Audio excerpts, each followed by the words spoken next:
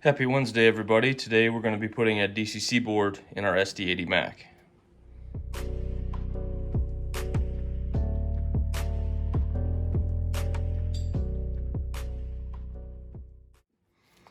Alright, so jumping right into this, I already took the liberty of putting the Kapton tape on the bottom of the decoder. I prefer doing it this way as opposed to having it on the frame where the motor contacts would be.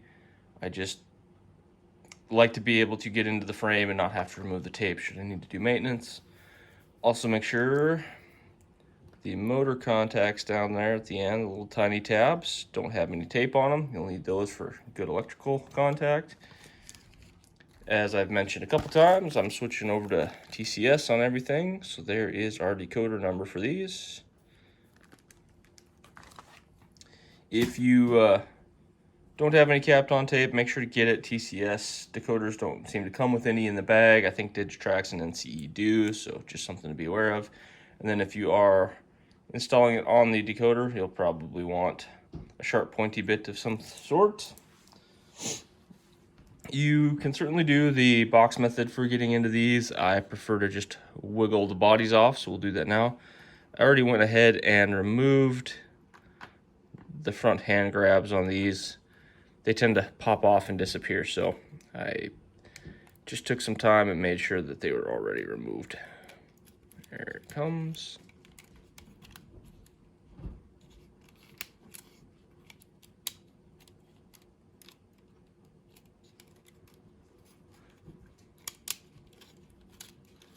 There we go.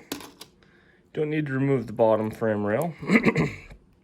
All right, so there is our DC board. Go ahead and just slide it back and pop it out.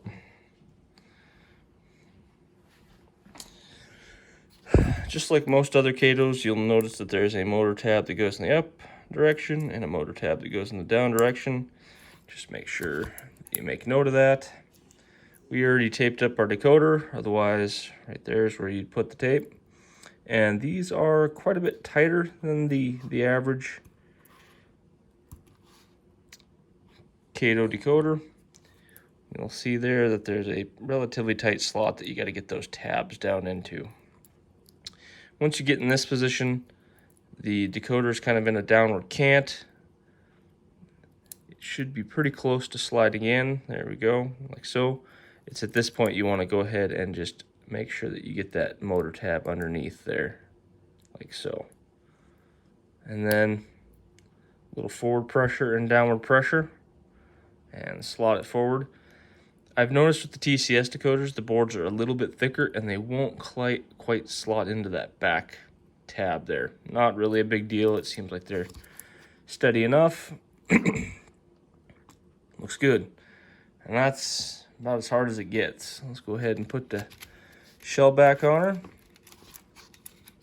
And we will do a quick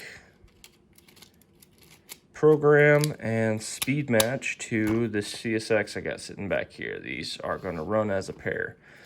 Also, with all SD70s, SD80s, all this type of frame, make sure you look underneath there and double check that your pickup tabs are in the proper slots and the wheel pickups are in position. And it looks like we're good to go. All right. Bit of a preview of a future project over there. That one I'm pretty excited about. Let's see if we get this on here. I've already got 3370, the CSX back there, consisted to this address. It's going to be running in reverse, so it's ready to go. That's a scale trans. They have quite a bit of momentum, so we're going to try to match that as best we can with this one. And yeah, so let's just get started. So we're just going to jump into the programming tab, and the first thing we're going to do is set the long address. I'm going to hit data, make it 801, and we're going to go ahead and write that. And that generally means we're good to go. Now, I have already done the SD90 that I had kind of out on the layout. When I was running them in DC mode, they were pretty well the same speed, kind of, sort of, at most speed steps. So I'm going to kind of use some of its settings, but trial and error definitely works here, and my quick method for doing this should still be relatively fast. So we'll jump in here. We're going to set our 2 CV. I'm going to go to data, and we're just going to make it 10. That kind of seems to be my average for everything I do. Seems to be 10 is a pretty good starting point. We'll go to 3, and we will just make it 20, not 200. 20, and we will go ahead and write that, and it's good. 4, make it 20 as well. I'll go ahead and write that. Now, those are the momentum settings. I'm just trying those out to see if they'll be similar to that scale trains. They kind of have a different momentum system with the lock sound, so it might be difficult to match that, but we'll just start here and see if it works. And then we're going to go to 6, and I'm going to set this at 70. I'm going to go ahead and write that. Okay, so we got enough to get started now.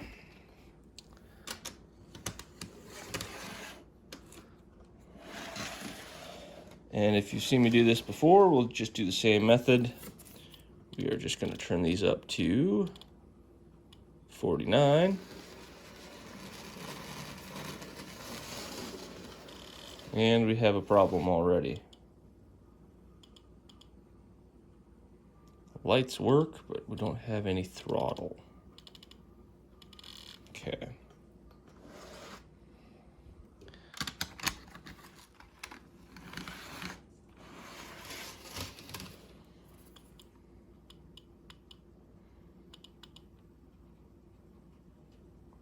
That's okay. Let's just try. Let's go back to CV6 and do data and 255. Right. What I'm doing here is just turning up the voltage. Maybe this one's mid voltage is not enough to even get it started. So it seems like our lights work. Let's just quickly, check the direction. I got lights in the back, so it's reading direction. There we go. So in that case, our voltage was just too low to get it moving. All right, and we're pretty fast, so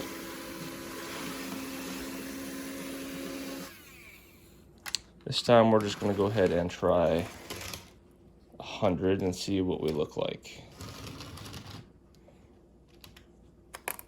Go back in here.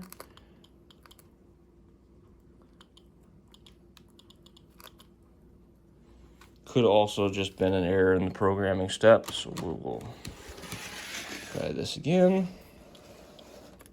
We'll buzz this up to 49%.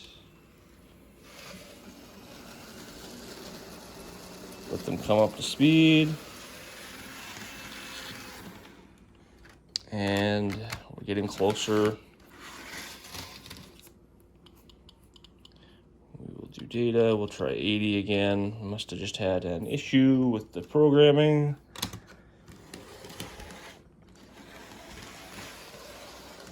This was perfect. Everybody could do it.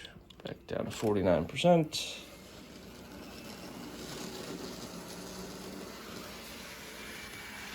Well, I think we were on point the first go around. So now that we know we're close, I don't get much over 50% throttle with my freighters, but what we're gonna do is we're just gonna jump into 5. This is your high end, just so the thing doesn't take off if we get above it slightly. We will just go ahead and we'll set this at 100, and we'll just go ahead and write that.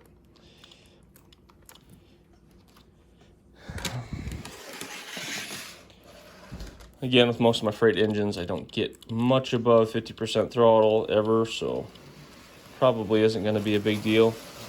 Let these come up to speed. Bingo bango. All right. We already set our low CV voltage, so we're just going to bring this up to 10. And we'll let the scale train's momentum pick up. We could stand to come up just a little bit. So we'll set this, and this is one of those things. Sorry about that, I had to let my wife escape our bedroom.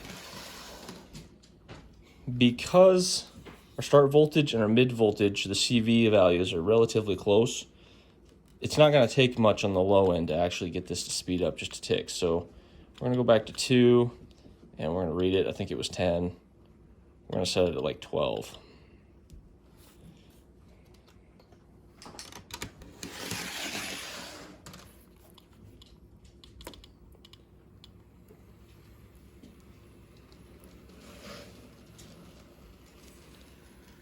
And now we're rocking and rolling. There's a little bit of difference in the momentum. I don't know that I'm super worried about it. In consist, it really shouldn't make too much of a difference.